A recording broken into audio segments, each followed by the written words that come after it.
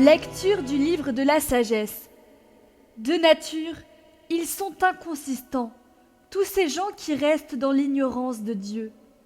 À partir de ce qu'ils voient de bon, ils n'ont pas été capables de connaître celui qui est. En examinant ses œuvres, ils n'ont pas reconnu l'artisan. Mais c'est le feu, le vent, la brise légère, la ronde des étoiles, la violence des flots, les luminaires du ciel gouvernant le cours du monde qu'ils ont regardés comme des dieux. S'ils les ont pris pour des dieux, sous le charme de leur beauté, ils doivent savoir combien le maître de ces choses leur est supérieur, car l'auteur même de la beauté est le Créateur. Et si leur puissance et leur efficacité les ont frappés, ils doivent comprendre, à partir de ces choses, combien est plus puissant celui qui les a faites. Car à travers la grandeur et la beauté des créatures, on peut contempler, par analogie, leur auteur. Et pourtant, ces hommes ne méritent qu'un blâme léger, car c'est peut-être en cherchant Dieu et en voulant le trouver qu'ils se sont égarés. Plongés au milieu de ces œuvres, ils poursuivent leurs recherches et se laissent prendre aux apparences. Ce qui s'offre à leurs yeux est si beau. Encore une fois, ils n'ont pas d'excuse. S'ils ont poussé la science à un tel degré qu'ils sont capables d'avoir une idée sur le cours éternel des choses, comment n'ont-ils pas découvert plus vite celui qui en est le maître ?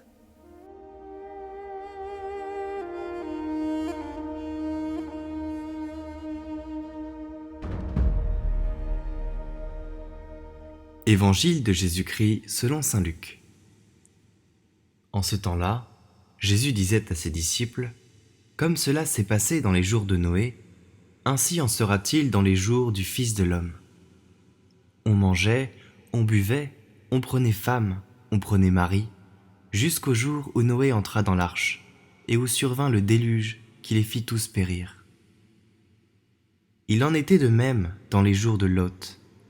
On mangeait, on buvait, on achetait, on vendait, on plantait, on bâtissait, mais le jour où Lot sortit de Sodome, du ciel tomba une pluie de feu et de soufre qui les fit tous périr. Cela se passera de la même manière, le jour où le Fils de l'homme se révélera. En ce jour-là, celui qui sera sur sa terrasse et aura ses affaires dans sa maison, qu'il ne descende pas pour les emporter.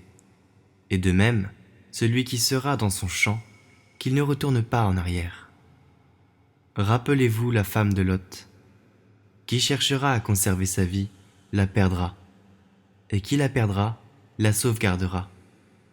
Je vous le dis, cette nuit-là, 2 personnes seront dans le même lit. L'une sera prise, l'autre laissée. 2 femmes seront ensemble, en train de moudre du grain. L'une sera prise, l'autre laissée.